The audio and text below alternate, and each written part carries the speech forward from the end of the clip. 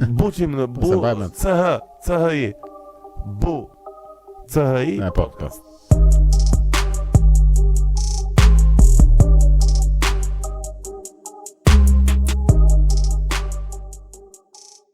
Ne kisha marrë malli. Duhej me vërtet. Mua më kishte marrë malli personalisht patjetër. Edhe mezi po e prisja. Pikërisht. Ishte nga ato situatat ku edhe pjesa njerëzore ka atë rilevancën e vet përveç predispozitës për të ndarë në një mendim që mund të jetë i vlefshëm me shpresë për ata që do të dëgjojnë, po edhe aspekti njerëzor edhe miqësor që na ka lidhur ndër kohëra. Edhe ka qenë patjetër, po të gjitha bisedat kanë qenë jashtëzakonisht shumë të mira, un kam ngelur gjithmonë shumë i kënaqur, prandaj domethënë është edhe e rëndësishme që të shpeshtohen më pak, po ndonjëherë ajo është të sjell jeta këto gjërat kështu, domethënë që sot nesër edhe kalon koha, nuk është marrë vesh fare, episodi i fundit domethënë besoj është shumë se sa një vit përpara. Rreth 2 vjet. Megjithatë një mjeshtër i komunikimit dhe i medias në përgjithësi, si Berlusconi, na ka mësuar që vajzat e bukura për shembull janë një element shumë tërheqës për syrin. Dhe syri është një nga elementët fundamental të vetë qenies tonë dhe duhet të përkëdhelet rregullisht. Dhe të ftuarit të një personi që këto kriteret i ka pak më në bek, thash uroj të paktën të kënaqim shqisën e dëgjimit. Mendimit Berlusconi mbushi për herë të parë median italiane me atë famshmin televizion komercial që u quajt Mediaset. Me femra të bukura, se deri atëherë Rai ishte një mëndzyrë, domethënë kishte vetëm njerëz serioz me kostum që flisnin dokumentare. Erdhi Berlusconi u çel Italia, u iluminua. Do ti që kishte rëndësi? Absolut që ka rëndësi dhe është me të vërtetë, domethënë realisht shakat më njan, po është me të vërtetë, tani ja kuptoj vlerën, sidomos sa herë që e gjej veten në komunikim se faleminderit Bleoni që kalon për te, sepse nëse do i qëndrojmë atyre kanoneve të marketingut, duhet të ftosh njerëz të tjerë.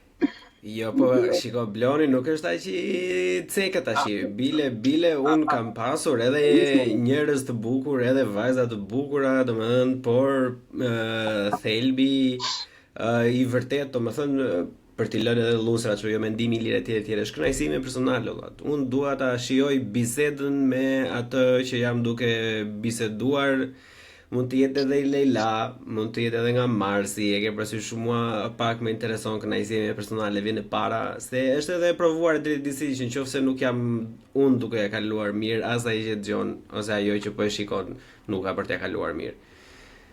Megjithatë një kompliment indirekt edhe të ftuarat që kanë qenë përveç aspektit të fenotipit të bukur, kanë qenë edhe goca të mendshme, kështu që komplimente, sepse edhe këtu e ke vërtetuar që nuk e ngel thjesht pjesa e aparencës. Pa llogarit gjithë vlerat që të karakterizojnë që nga fakti që je inxhinier, që i ke thënë pothuajse 80% gjërave, për sa i përket inteligjencës paktën, dhe duke vazhduar me gjithë pjesën tjetër. Kështu që kjo për hapje dhe për pak gjok, po edhe pak se çfarë shpresojmë dhe urojmë që ky episod mund të ofrojë për ata që do të dëgjojnë. Uroj të jetë i këndshëm për dëgjimin. Dhe duke thënë këtë, Andi Knuti, shumë faleminderit që more sot kohën për të biseduar me mua dhe mirë se kthehesh përsëri në Buçi Podcast Shqip. Kënaqësi. Miku im, si po shkon jeta? Çfarë thon hallet? Hallet marrin kohën që gjejnë, kam iden. Domethënë, hallet kanë karakteristikë që aq shpesh sa u jep e glaberojnë gjithë hapësirën. Nëse u jep shumë, të dominojnë. Nëse prirësh t'i lesh më njan, ka edhe një pasazh biblik, bëra një status para pak ditësh, Gjithmonë Biblën e kam konsideruar përveç një teksti besimi apo religioz, një bazë të pa përshkrueshme dhe të paçmueshme filozofie, mendësie, mençurie.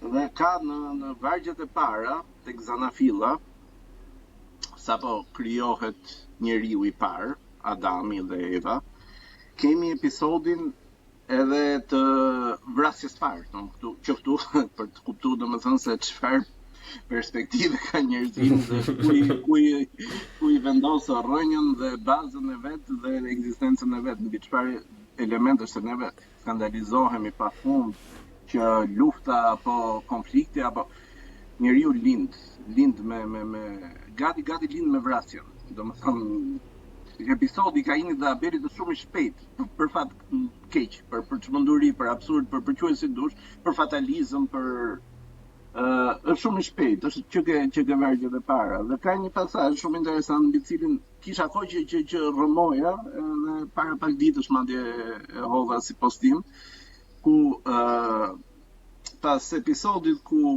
ofrojnë para hyniut ofertat përkatëse Adami dhe Abeli, thuhet që Zoti preferoi ofertën e Abelit dhe jo atë të Kainit, ndjes, se thash Adami disa herë, po ishte Kaini. S'ka problem. Dhe thuhet që Kaini u pezmatua. Domethënë shpreha është gati e përsosur, u pezmatua, u trishtua.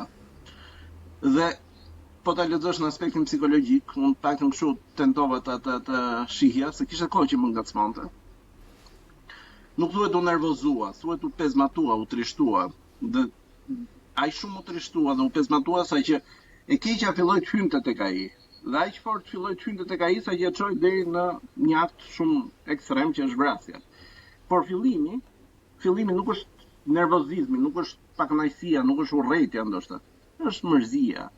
Pra, ajo ngacmimi që ishte shumë i saktë dhe që tregon që pjesa e podcastizmit ka evolu, sepse pyetja ishte shumë e goditur që në start dhe shumë ngacmuese.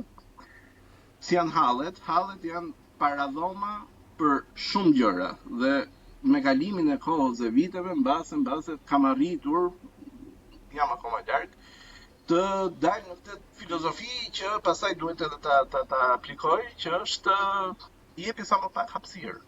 Nëse do ta shohësh zi, Shqipëria për më tepër është laborator. Nuk ka. Ne jemi mësuar gjeografi me detet, oqeanet, gropa e Marianeve apo Everesti, domethënë po marr ekstremitetet e lartësisë dhe thellësisë. Shqipëria është një dimension që i ka në doza të bollshme këto dimensionet e absurdit dhe të prisë edhe shkakut që ti të gjesh atë mërzin brenda vetes apo edhe kudo që janë sy. Megjithatë, me kalimin e viteve, njeriu fillon bëhet edhe më tolerant ndaj vetes dhe mundohet ta ruaj. Këtu do të shtoja mendim me një pyetje tjetër, kur thua sa më pak hapësirë ti japësh ose varet se sa hapësirë i lën në jetë. Me këtë do të kuptonim që ti anashkalojmë apo më shumë para përgatitje për kujdesje që hapësirat, le të themi, e të gjithë mbrojtjes të jenë sa më të vogla. Shumë e saktë. Sepse ka dallim dhe ka dallim thelbësor dhe bën diferencë të madhe.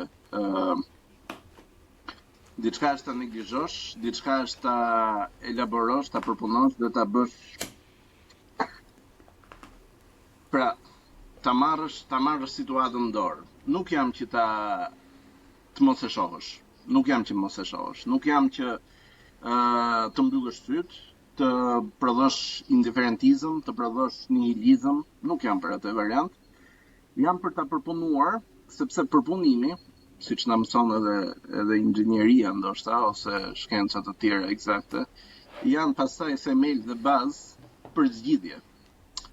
Nëse ti vetëm e merr një material dhe siç e merr bruto zhytesh dhe fillon nxjerr instinktin fillestar që është mlefi, është nuk e di, ato elementët bazë që dalin të parë të sipërfaqe, me shumë gjas do arrish deri ke denoncimi i gjës, po do ndalosh aty.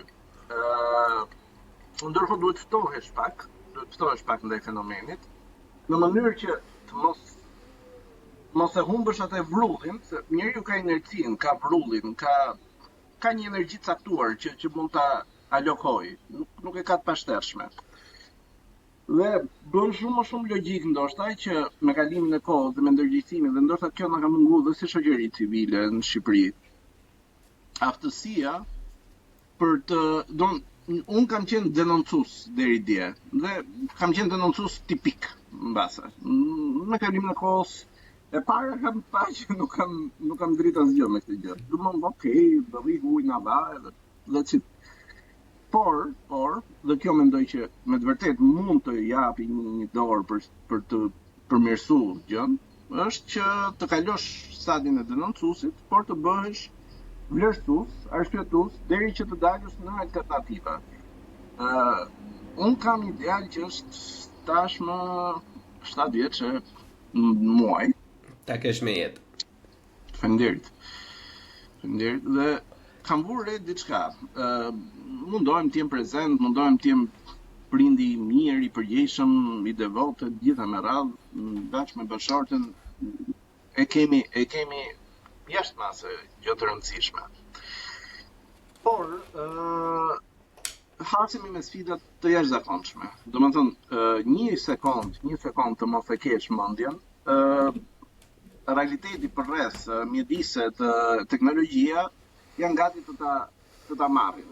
Po e ekstremizoj konceptin që ta bëj çik më të fortë ndoshta, po janë gati të ta marrin realisht. Fëmia që ti e konsideron tëndin nuk është më joti, boll që ti ta lesh pak në gjën e vet, sepse ka aq shumë sulme nga mjedisi përreth, ku bazë është teknologjia dhe ajo çfarë shfaqet dhe ç'ajo ofrohet, që është ushqimi në fund ditës. Atë që do hash, ashtu do bëhet, mendja jote pikërisht.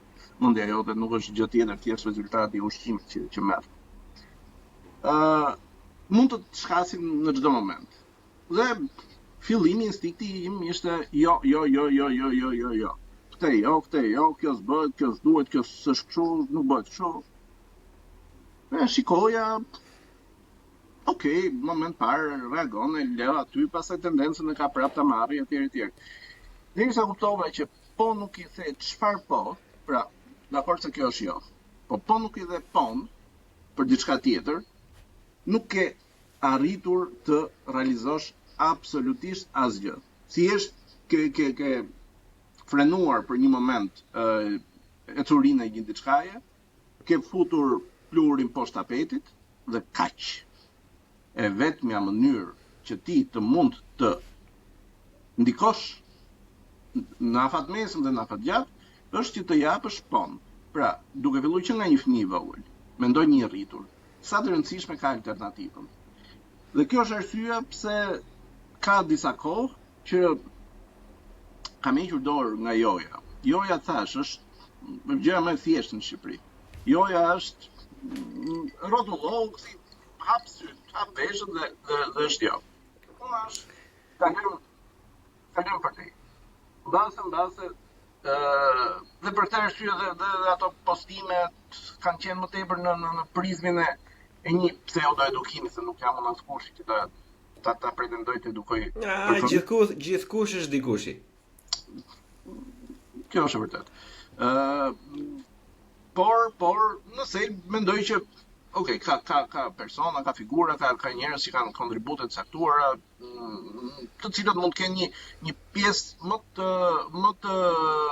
dedikuar dhe më të rëndësishme në panelin e edukatorëve apo të më lejon në mënyrë respektive dhe mos bie dakord në këtë mendim, ose unë mendoj që ti ke njëjtin mendim me mua, po thjesht po tregohesh shumë diplomat tani që po flasim. Sepse një problemet e mëdha që na hasin sot e kësaj dite me kaq eksperiencë sa kam unë, është pikërisht faturimi dhe jo vetë faturimi, por rezervimi i të shprehurit të mendimeve që ne japim figurave të ndryshme sepse kanë një kollare, një ku dijon një jak të pastër apo se kanë një fletushk për një shkollë X të caktuar, siç e kam dhe unë, e kupton, në fund të ditës. Por siç është edhe në profesionin tim që shumë persona me fletushka nuk e kanë iden se cila është ku dijon hapja e mesme apo hapja e përgjithshme, ashtu është në të gjitha le të themi fushat e jetës dhe fakti që ne e ndjejmë jo vetëm për kënaqësinë tonë për ta bërë këtë bisedën, por edhe si detyrim, të themi të drejtën, për të zhvilluar një bisedë për të ndarë një mendim, është sepse të personave ose personat të cilëve i kemi rezervuar shprehjen e mendimit dhe mësimit të masave kanë dështuar në mënyrë të dukshme, edhe jashtëzakonisht shumë të fuqishme. Në vitet e fundit me të gjitha anët e këqija të teknologjisë, të paktën një gjë ka pasur të mirë që kemi pasur aftësinë nga më i vogël tek më i madhi për të gjithë ata që kanë tru në kokë, që edhe bëjnë pak kërkim vetë dhe mundohen të i kuptojnë të fusin në punë trurin e tyre dhe pa i marrë gjëra shabllon, që shumica e atyre që neve na serviren të tillë, në fakt janë asgjë më shumë se sa një kukull ku në përbrendësinë e trupit vet është një dorë që i lëviz gishtat siç i duhet dikujt tjetër. Kështu që mendoj se bota ka cikle, edhe që nga Greqia e lash, ku njerëzit mblidheshin në Agora, prandaj edhe rubrika e podcastit tashmë quhet Agora.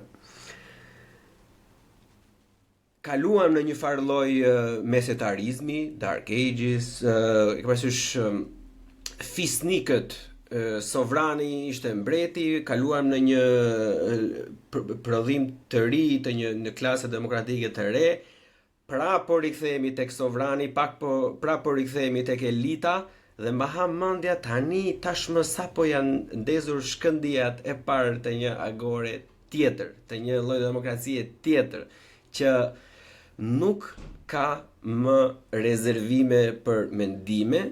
E vetmja mënyrë për të mbjetuar në mënyrë afatgjatë, sepse përfitimet e shkurtra si pushteti, si gjakpirëse, si monetare, mund t'i bësh me çdo lloj mjeti sot, por në kuptimin afatgjatë e vetmja mënyrë është që të ketë një debat të pastër mbi mendimet, që të dëgjohet dhe ai që për mungesë dëshirës për të përdorur fjalë të tjera, edhe ai që konsiderohet ignorant, edhe ai që konsiderohet e paditën, edhe atyre që atë në kuvendi i thonë ke zbrit nga mali, edhe atyre që të tjerëve që i thonë je lopçar. Në qoftë se vërtet një person ka për mendimin tim bindjen që di diçka më shumë se të gjithë nga ajo nisemi, mendojmë që ajo që ne bëjmë është më e mirë se sa ajo që po bën dikush tjetër. Në qoftë se vërtet në fundamentalisht e beson këtë gjë, atëherë ke detyrimin ndaj vetes tënde, ndaj askujt tjetri, që këtë gjë ta mbrosh, ta konstruktosh, të kesh një farë lloj bazamenti, të rrisësh një argument, të mos kesh frikë që ideja jote do të sulmohet në një, le të themi, shesh të hapur mendimesh. Edhe në qoftë se ideja jote mbijeton, qoftë për shkakun se është vetë ideja e mirë, ose qoftë për shkakun sepse ti je një, të themi, vazo, një mbajtës edhe përkundës i mirë i ides, atëherë ja ka vletur. Në momentin që nuk e bën këtë, në momentin që bën rezervime, po jo se nuk din ata, ai nuk është profesionist, ai nuk është kështu, diçka ka që fshihet. Nuk duhet të ketë frikë njeriu nga betejat asnjëherë, sado e vogël të jetë kjo. Si shkoj për ditën, si me fëmijët, si me në çifte të tjerë, se ti përmendë pak përpara për djalin, për por mos ta harrojmë që të rriturit bëjnë të njëjtën gjë. Një nga profesionet më të vështira në sektorin ushtarak është të qenit pilot ushtarak. Në seancat e trajnimit të pilotëve nuk, në qoftë se ai është duke u drejtuar një shkëmb i malit të thepisur, nuk i thot asnjëherë radiodhënësi mos shko atje, por i thot kalo në të djathtë, i tregon drejtimin, i tregon zgjidhjen, i tregon daljen, e fton atë të shpëtojë jo vetëm veten e vet, por me këtë rast edhe të mësoj ato që duhet të bëj nesër pas nesër kur nuk do ketë më dikë që ti japi, domethënë, drejtime. Kështu që jemi të gjithë së bashku edhe mendoj që në qoftë se ka njeriu respekt për veten, se nuk më intereson fare për të tjerë, por nëse ke respekt për veten, e gjëja e parë që do të ndërmarrë është të ketë një mendim për të gjitha gjërat, mundësisht, për të cilët e prekin ato, për ato që se prekin është tjetër gjë, por shumë pak gjëra janë që nuk të prekin si individ, dhe me aq sa ajo jep mundësinë për ditëshmëria e vet të informohet dhe për kënaqësinë e vet dhe për rehatin mendore të krijojë një farë lloj argumenti rreth idealizmit vet, gjërave që mendon, pse i mendon dhe ti provoj këto. Në rastin më të parë pastaj që kjo bie poshtë, një njeri i mençur do merrte opsionin tjetër dhe do e përveconte atë, edhe mbase edhe do e bënte akoma më të mirë, më të fortë, më të fuqishëm, do e zhvillonte akoma më shumë. Se kjo është shkenca. Edhe fjalia e fundit që do të thoja me ato që e nisëm përpara është, mbase mua më mungon eksperienca në vite, në jetë, por është vërtet shumë shkencore mënyra se si funksionon edhe mërzia, edhe inati, edhe çdo lloj gjë tjetër. Është edhe përpunimi, por edhe studimi i variablave të një ekuacioni, ndryshoreve në shqip. Tani, ka dy mënyra se si nuk zgjidhet një ekuacion. Mënyra e parë se si nuk zgjidhet një ekuacion është kur ti nuk e di hyrësit. Nuk e di vlerat e fiksuara, nuk e di variablat, nuk e di ndryshoret, e ke parasysh dhe ti mund të jesh matematikani më i mirë, por nëse ti s'e ke informacionin e duhur, mundohu sa të duash, nuk e për ta zgjidhur asnjëherë. Mënyra e dytë për të mos e zgjidhur një ekuacion, mund të kesh të gjithë informacionin e duhur, por nuk e di se si zgjidhet ai ekuacion. Ti mund të kesh informacion nga më të mahnitshmit, mund të dish gjëra nga më spektakolare, që mund të jenë të vërteta, por ty të mungon rruga drejt zgjidhjes së atij ekuacioni. Kështu që vetmja rrugë e tretë që është vetëm në zgjidhje është që edhe të mbledhësh informacionin, edhe ta përpunosh atë. Vetëm në këtë lloj mënyrë i del përpara. Është shkencore, është pak nerdi, po në fakt është literalisht e vetja mënyrë se si funksionon çdo gjë në jetë. Të drejtë dhe më lejo të ta pranoj live që sapo dhe një mësim të mirë për mos aplikimin e disa standardeve. Dëgjoj, ka një diçka, ka qenë aq e fortë rezistenca e kastave të opinion dhënësve. Nuk mund të them asgjë se do rrezikoj të ngjaj një mega ignorant dhe nuk do të shkruaj variant. Ka qenë një figurë shumë e madhe italiane, Umberto Eco, i cili shkrimtar, publicist, gjuhëtar, shumë çka. Por që mua më është rrënjosur dhe gati më shkthyer ndoshta në kompleks, dhe ke shumë të drejtë që e ke bërë këtë nismë për çbërjen e këtij kompleksi që shumë kush mund ta ketë të dukshëm apo të fshehur brenda vetes.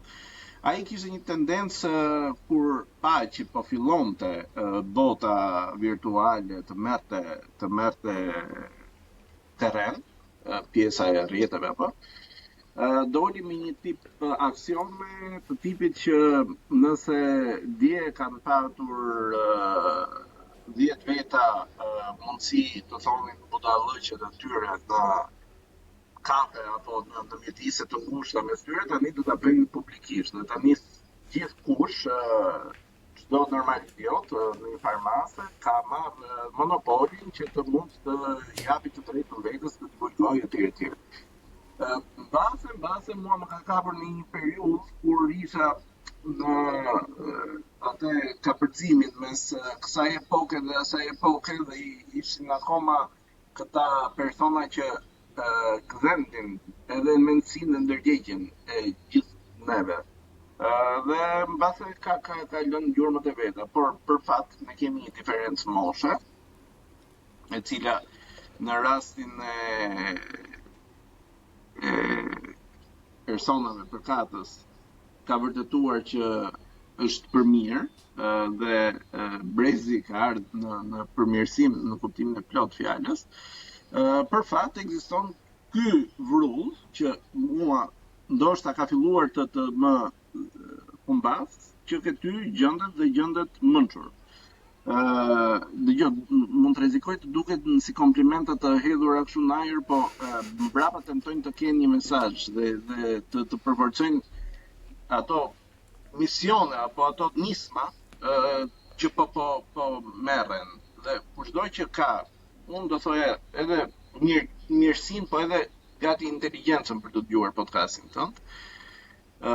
Mendoj që ka mundësinë që të marr diçka të vlefshme, sepse ai që po e prodhon dhe po e gjeneron këtë podcast është një person i cili ka një shtrat të shëndetshëm mbi cilin ecën.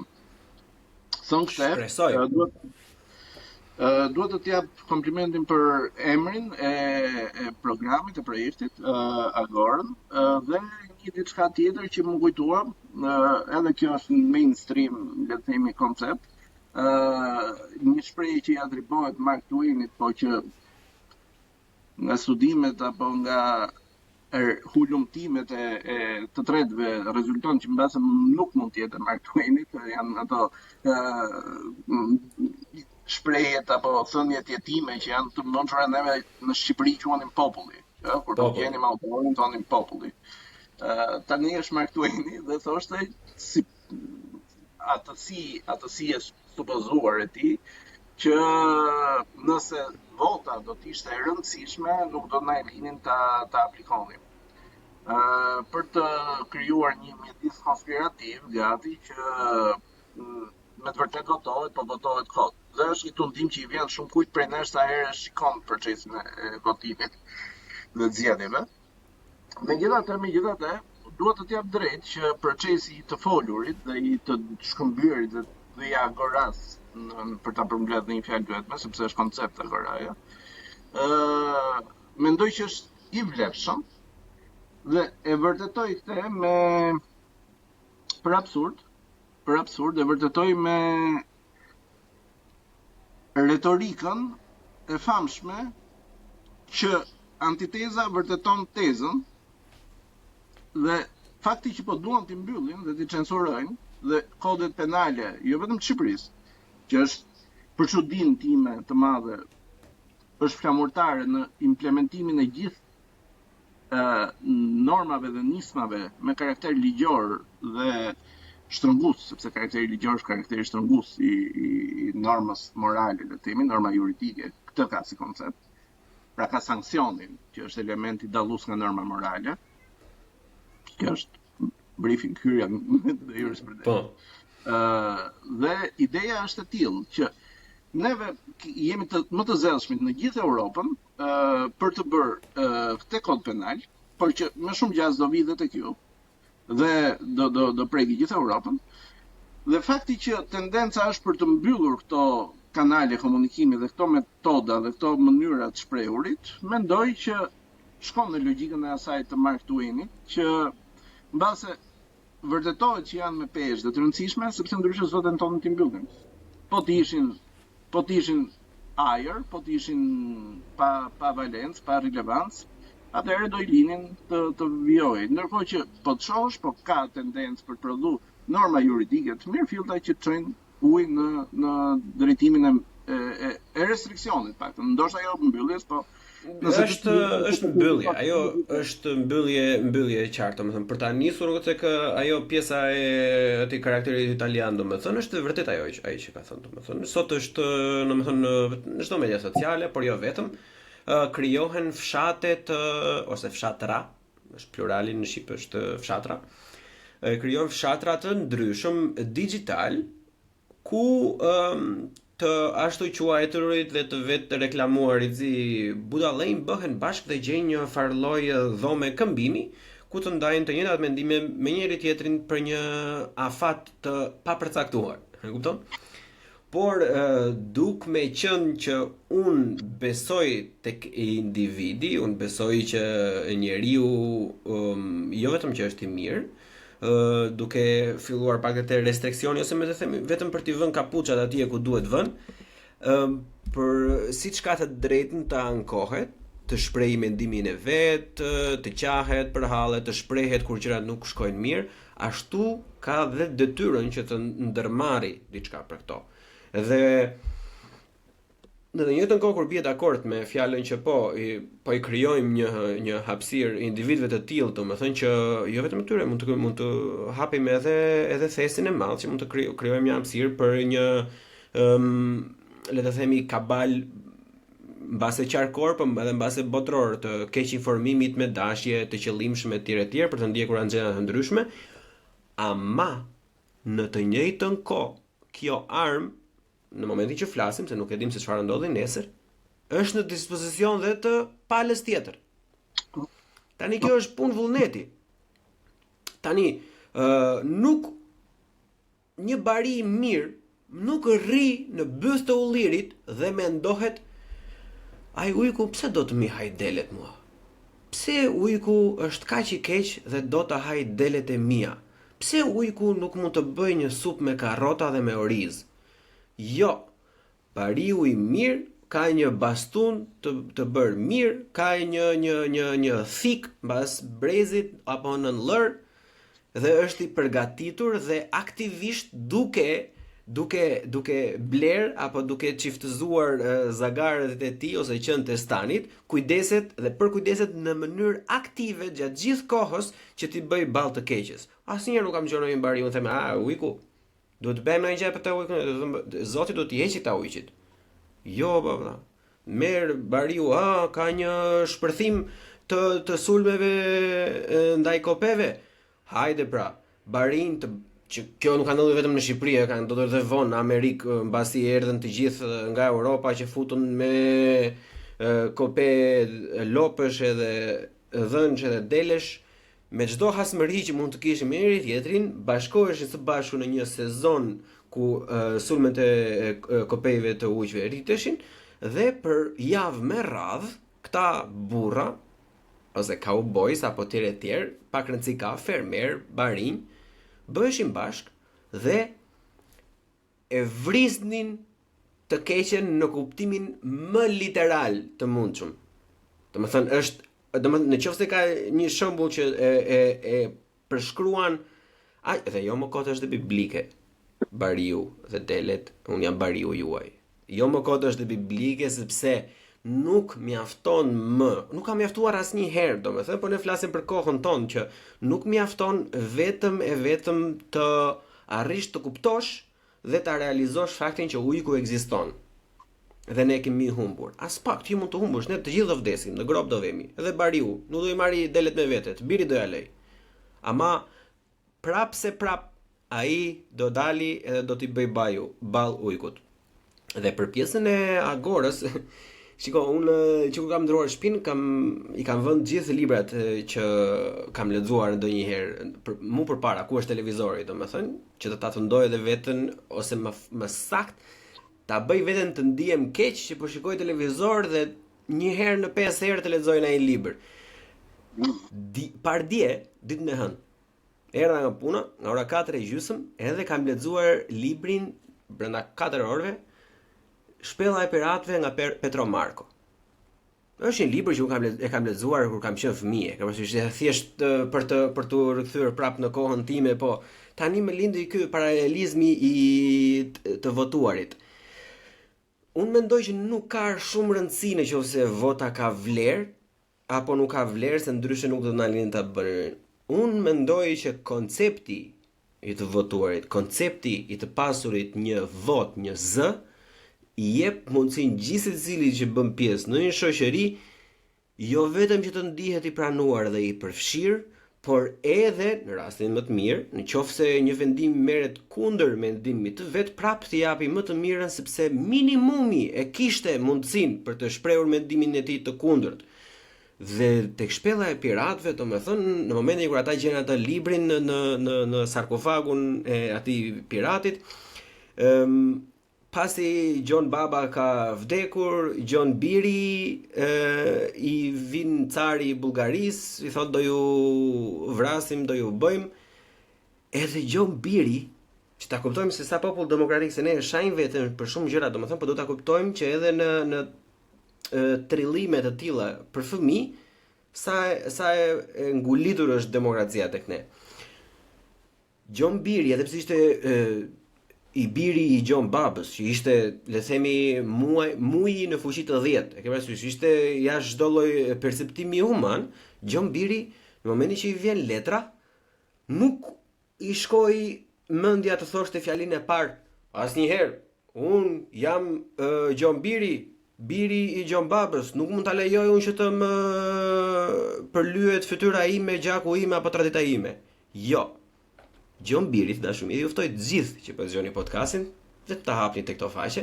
Gjon Biri gjëja e parë që bën, mbasi mbaron letrën, ul dorën, drejtohet nga të gjithë ata që ishin mbledhur, po dëgjonin atë kur thirriste letrën, thotë: "Si mendoni juve? Çfarë duhet të bëjmë?" Dhe në momentin e parë që ai nuk vendosi t'ia kushtoj rëndësinë vetes, po t'ia kushtoi rëndësinë atyre nga të cilët buron dhe fuqia e tij, ata njëzëshmi të gjithë përforcuan atë gjë që ai mund të kishte thënë vetë nëse do ishte cinik.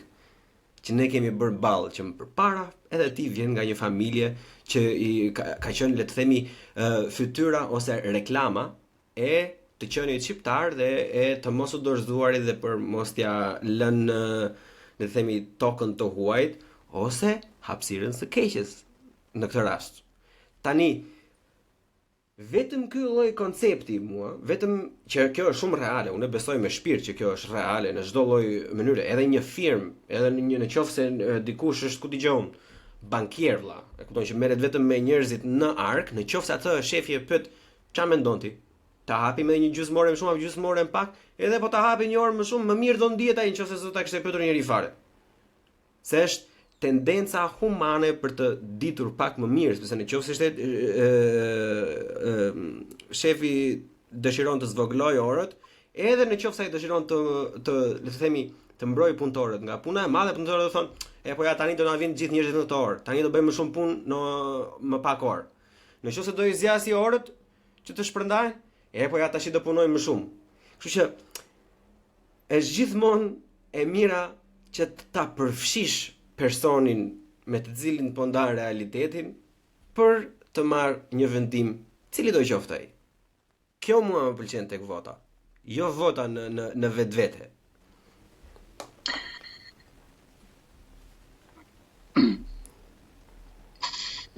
Mendoj se ka dhe një aspekt shumë të fortë psikologjik kjo që sapo them, sepse tani që po e flisje, po mundohesha të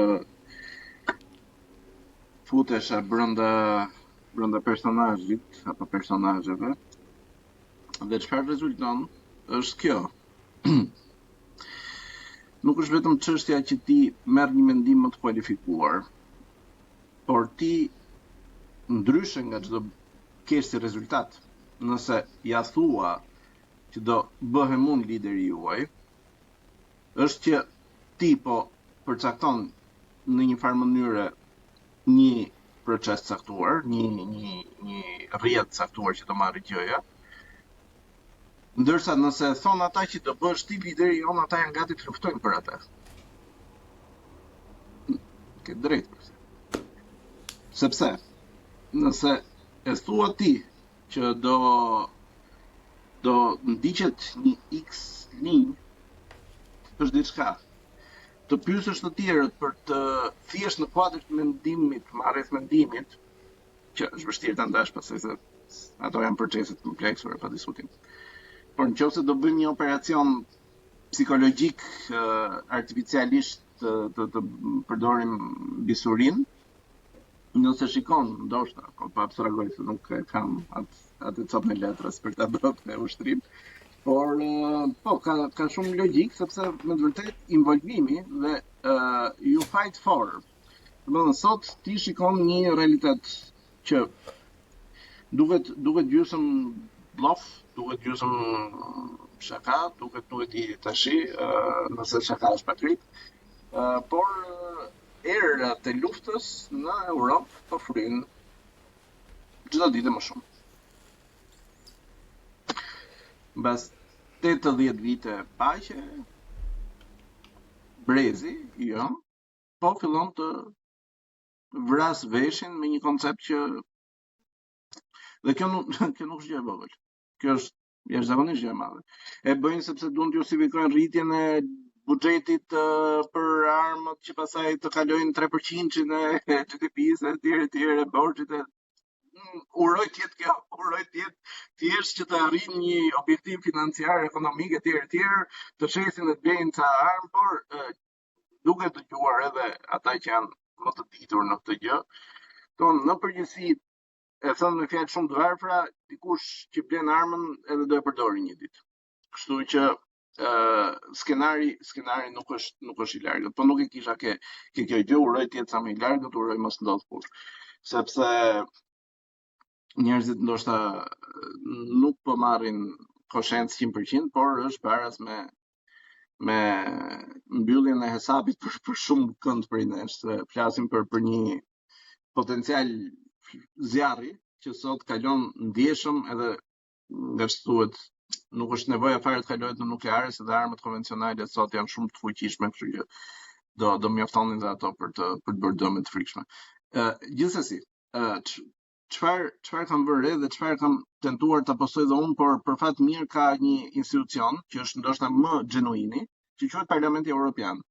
Parlamenti Evropian ka një agora për analogji dhe qendron, që është një mjedis i shëndetshëm, ku bëjnë pjesë dhe disa persona të cilët në pamje të parë janë më pak të kollarisurit e atyre që ngjiten në podium, por të paktën në ndjesi, sepse shumë gjëra shkojnë edhe me ndjesi dhe me feeling dhe me atë kiminë e nevojshme, janë ata që përafrojnë ndoshta më shumë me ne që jemi njerëzit e zakonshëm, që është ai termi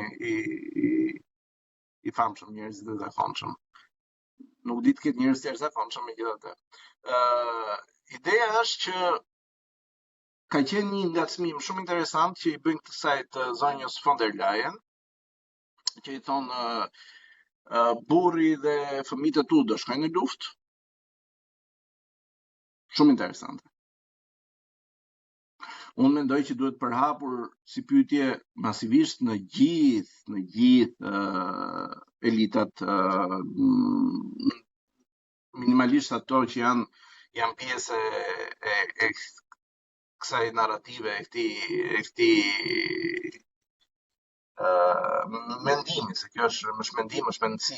Domethënë ka një grup që janë shumë dhe është më interesante që ata që janë më shumë të lidhur me divanin, në kuptimin e plot të fjalës, pra që rrinë në divan, ata janë dhe më luftëtarët, më luftdashtë.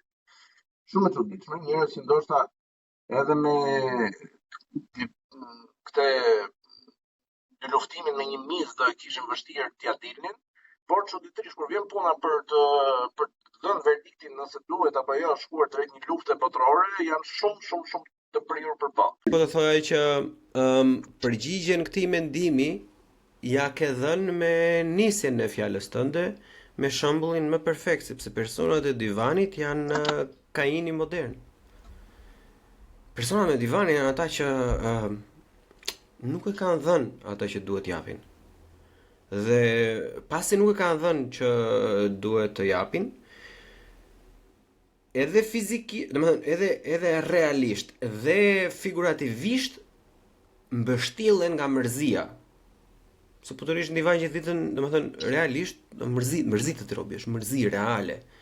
Por mërzia reale, që parazitët e tillë kanë, se unë nuk më intereson, unë i quaj parazit. Njerëzit që nuk ndërmarrin gjëra, nëse unë jam diskriminues në një anë edhe jam krenar diskriminues, jam për njerëzit që nuk ndërmarrin gjëra. E kupton? Në çfarë lloj pozicioni?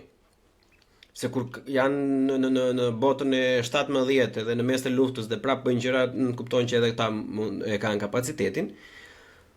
Normalisht do fillosh do gjesh, sepse është natyra jote humane, është pjesa e krijuesit brenda teje që të detyron ti të krijosh diçka, por në këtë rastin e mërzis, në rastin e Kainit, nuk manifestohet në një krijim të bukur, manifestohet në krijimin e të keqes. Tani nuk është as pak sekret që Bleon Hasani është trumpetuesi ndër më të mëdhenj që njohun për detyrimin e edukimit ushtarak. Edhe vazhdoi të qëndroj sot tek kësaj dite. Unë mendoj që Gjermania përpara se ta ishte në 2000, nuk e se mbaj mos tregojmë, mos dukemi ignorant, në 2006-2009 kur e ka hequr.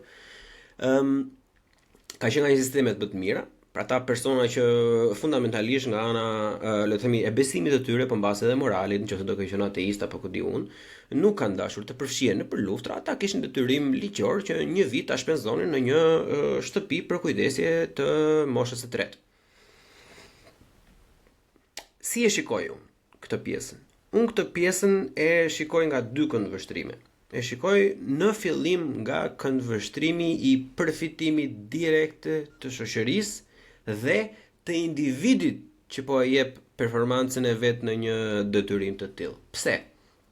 Sepse Shqipëria është një shembull perfekt, por fatkeqësisht kjo është përhapur edhe në vendet e perëndimit masivisht.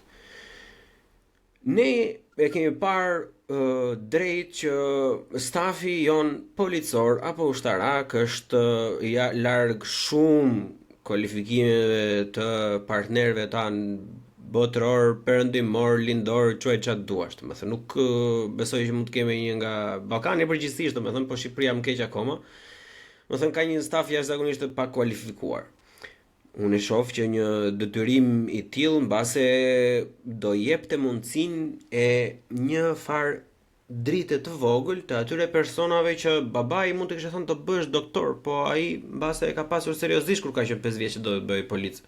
Edhe në qoftë se e shikon një farë lloj shërbimi në një drejtori policore apo në një deg të policisë, mbase 1 në 200 e gjen thirrjen e jetës së vet për të bërë këtë profesion që të them mendimin tim personal është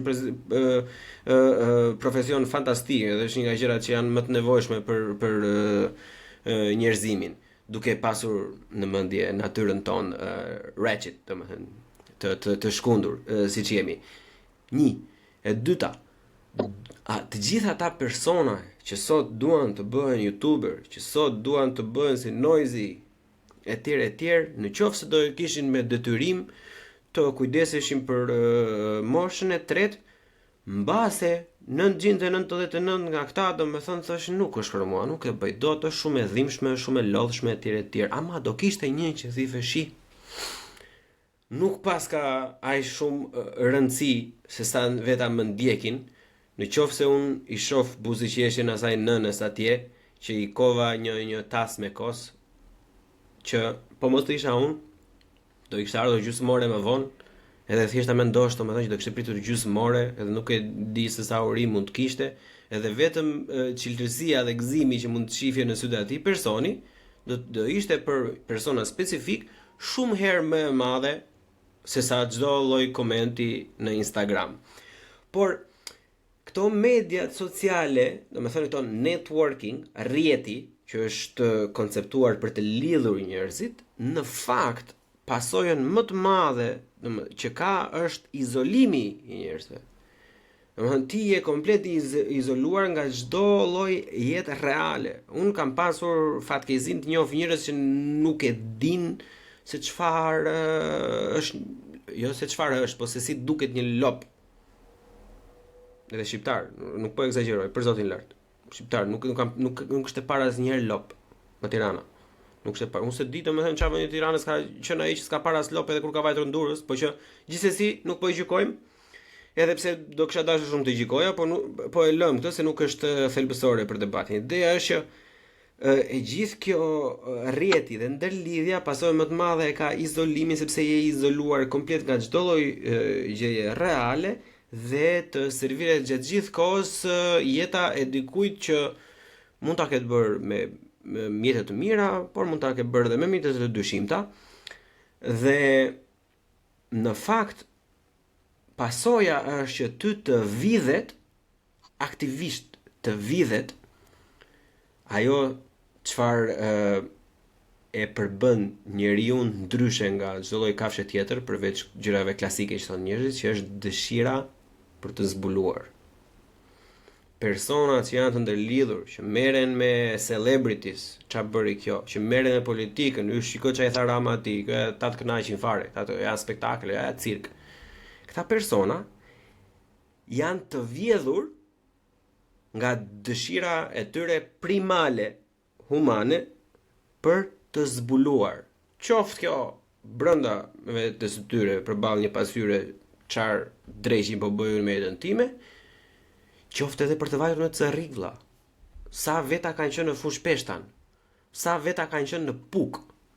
Unë i sfidoj mosha ime dhe më të vegjël të më tregojnë përafërsisht ku bie gjeografikisht Puka. Unë kam pasur një bisedë përpara ca kohësh me një mikun tim, Claudio Marku, edhe po bisedonin vinte në përmali, domethënë kishte filluar hiking, është një hobi shumë fantastik që e kishte zbuluar vonë, domethënë po tani po e shfryzon jashtëzakonisht shumë sepse e ka gjetur që është diçka që ai vërtet do e dashuron, e thot Blon, nuk di se si ta shpjegoj vlla. E ke parasysh, është duket sikur unë jam një nga ata, po prap një nga ata që bëjnë video nëpër internet, domethënë që shikoj se kjo është fantastike, wow, sa bukur, sa gjë.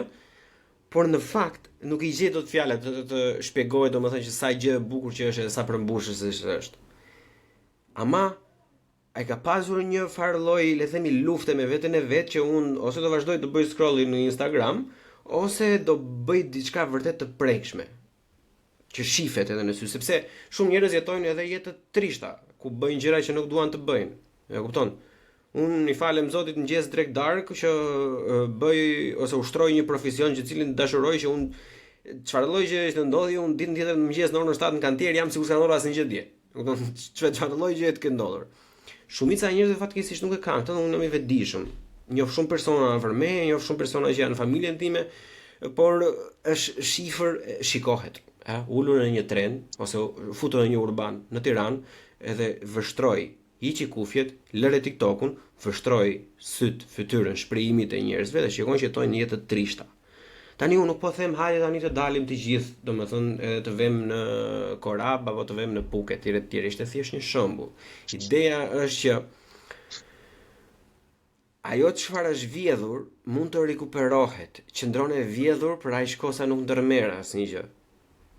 Në momentin e parë që sepse është virtuale, është goxha virtuale, domethënë dëshira për të eksploruar, vjedhja e dëshirës për të eksploruar, në fakt është goxha virtuale, sepse në momentin që ti e realizon që wait a minute, unë çfarë bëj? Unë kam 10 vjetet e fundit, kam qenë 2 herë në Jal, 3 herë në Dërmi, edhe aty kam vajtur vetëm se kanë thënë që është bukur.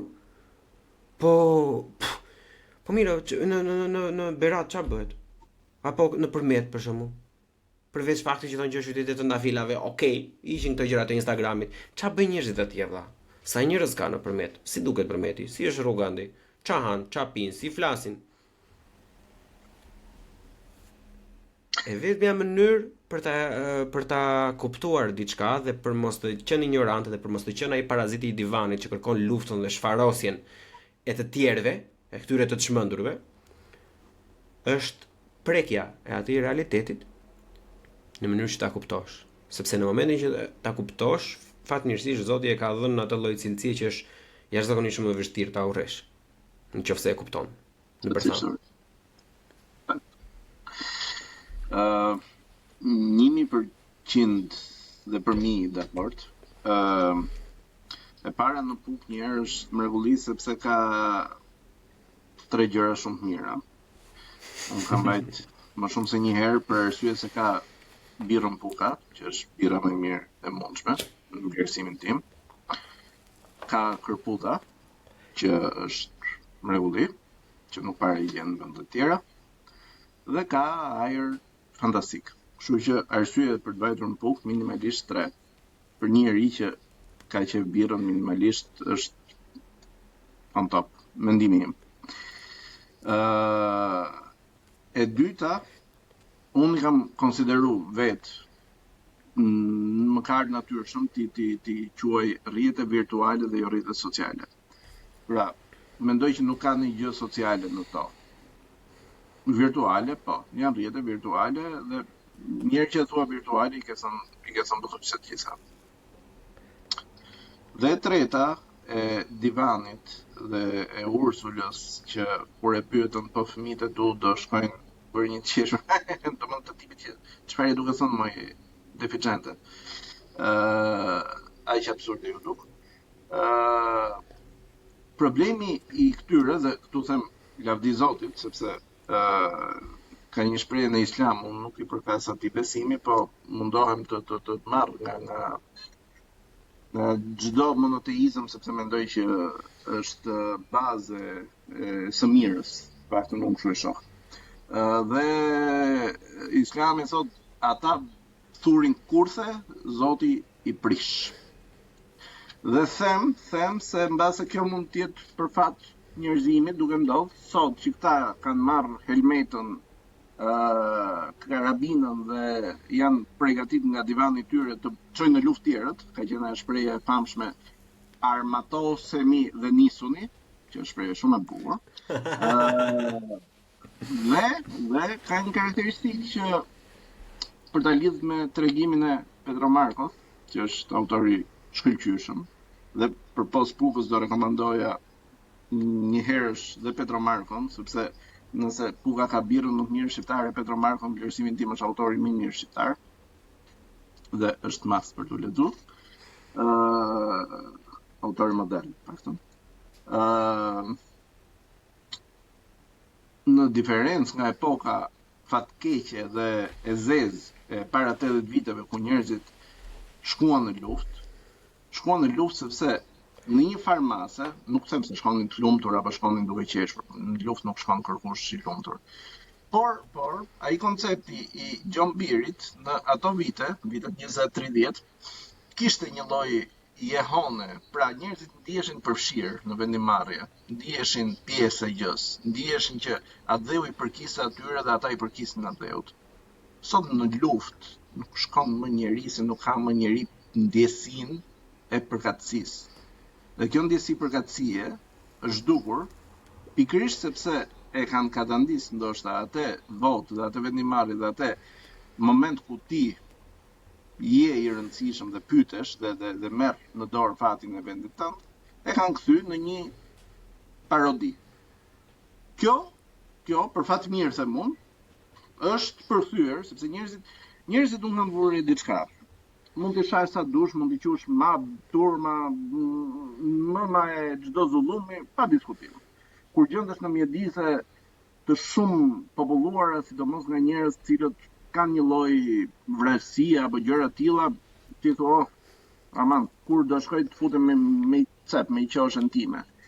Por ka një gjë interesante, po ta shohësh turmat, edhe pse demonizohen, janë të mençura. Dhe kjo jo vetëm në base Shqipëri më pak në të gjithë vendet e tjera, por në Europë janë dhe po e vërtetojnë me manifestimet që po bëjnë këtë periudhë. Sot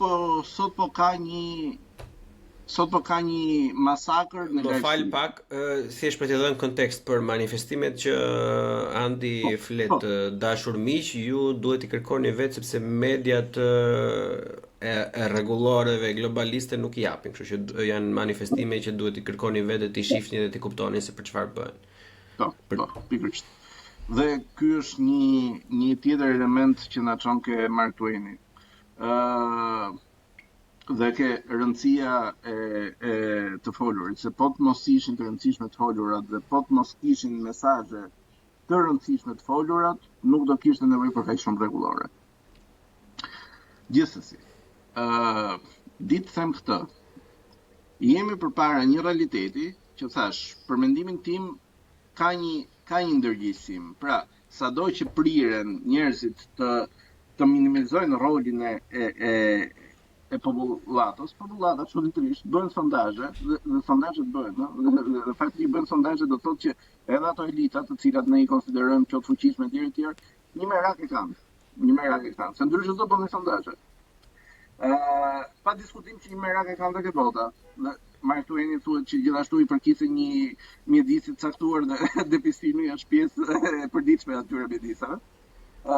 Dhe kjo arsyeja pse duke demonizuar ose duke minimizuar fuqinë e votës, ti çon një mesazh që varja, nuk ka rëndësi. Po në fakt rëndësia është, se ndryshe nuk do ishin kaq alert ndaj këtij procesi. Dhe një moment tjetër ku ti e vere genuinitetin e masave është pikërisht këtu, që edhe pse altoparlantët janë non-stop duke të çu ujë në drejtim caktuar, ti ke shumicën në sondazhe dhe në sheshe, në mbar Europën dhe në vende që s'kan lidhje fare me rajonet caktuara gjeografike, që dalin masivisht. Pra tregon që ka një ndërgjegje humane, që njerëzimi, që qenia thotë jo. Dhe këtë unë them njerëzit, sidomos në Shqipëri. Në Shqipëri ka një mpirje, Blon. Ka një mpirje, ta them seriozisht. Buqim në bu, CHI, bu, CHI, podcast.